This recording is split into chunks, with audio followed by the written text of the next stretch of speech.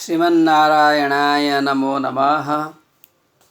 अब मैं आप लोगों के पास इस सुंदर मुहूर्त में विद्यमान हूँ। मैं अभी श्रीमद् भगवद गीता से चतुर्दश अध्याय का तृतीय श्लोक में प्रस्तुत करने जा रहा हूँ, जो इस प्रकार है। मम योनिर्महद् ब्रह्म तस्मिन् गर्भं दधाम्यहम् सम्भवः सर्वभूतानां ततो भवति भारत। यहाँ श्री कृष्ण ने अर्जुन को बतलाया है, हे भारत, हे अर्जुन, महत ब्रह्म अर्थात प्रकृति, मम योनि ही अर्थात बीज वपन करने का स्थान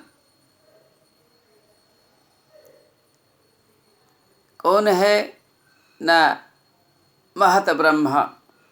महत ब्रह्म ही मेरी प्रकृति है। महत ब्रह्म मेरी प्रकृति है, उसी में मैं बीज का वपन करता हूँ। मैं सृष्टि की रचना करता हूँ। तस्मिन् अहं गर्भं दधामि, वही मैं बीजों का वपन करता हूँ। अर्थात मैं वही गर्भाधान करता हूँ, मैं वही सृष्टि क्रम शुरुआत करता हूँ।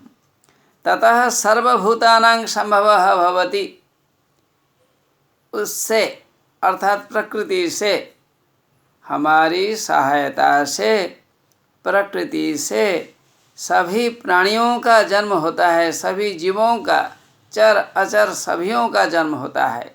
अर्थात अब अंडज कहिए, अंडा से जन्म होने वाले ये जितने जीव हैं अंडे से जन्म होते हैं, जो पक्षी वगैरह वहीं से जन्म होते हैं। स्वेदज, जो स्वेद पसीना, उससे भी जन्म होते हैं। स्थावर अर्थात उद्भिद इत्यादि, पेड़ पौधे इत्यादि, वो भी जन्म होते हैं। जरायुज, मनुष्य इत्यादि जो जन्म होते हैं जरायु से, यूट्रस से, वह भी बतलाया गया है। अर्थात जो चार प्रकार की सृष्टि का क्रम है, अंडज, स्वेदज, स्थावर, जरायुज, ये सभी जन्म होते हैं। महत ब्रह्म से या प्रकृति से ये सब जन्म होते हैं। अंडज, स्वेदज, स्थावर, जरायुज, इन सभियों का जन्म होता है। कैसे जन्म होता है, ये भी एक बहुत चिंतन की बात है। वायु रजगुण के साथ जोड़ने से अंडज की सृष्टि होती है। जल अग्नि के साथ जोड़ने पर स्वेदज की सृष्टि होती है। जल जब पार्थिव अंश के साथ जोड़े जाते हैं, पेड़ पौधे इत्यादि जन्म होते हैं। कर्म जब ज्ञानेंद्रिय के साथ जोड़े जाते हैं, तो जरायु से उत्पन्न होने वाले जो जीव है वे जन्म होते हैं। अर्थात सभी जन्म में परम पुरुष, ईश्वर या परमेश्वर, ब्रह्म, विष्णु, ये सभी का हाथ होता है। ब्रह्म का हाथ या विष्णु जी का हाथ, परमेश्वर का हाथ उसी क्रम में रहता है। इनकी दया से, इनके अनुग्रह से प्रकृति से अंडज, स्वेदज, स्थावर, जरायुज इत्यादि जन्म होते हैं। ततः सर्वभूतानां संभवः भवति, इसलिए भगवद गीता में कहा गया है सभी प्राणियों का जन्म इसी क्रम से होता है। ईश्वर की इच्छा से क्षेत्र एवं क्षेत्रज्ञ में संयोग होता है। क्षेत्र एवं क्षेत्रज्ञ, क्षेत्रज्ञ क्षेत्र को जानने वाले जीवात्मा है, और क्षेत्र जो कि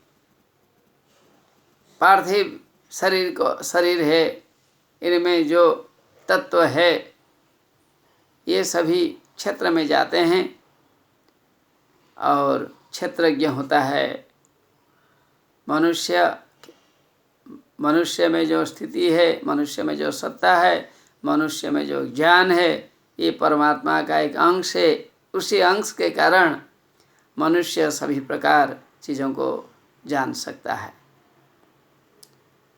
क्षेत्रज्ञ इनकी जो सृष्टि होती है परमेश्वर की दया से, दया के बिना सृष्टि नहीं हो सकती है। हमारा क्या होना चाहिए काम?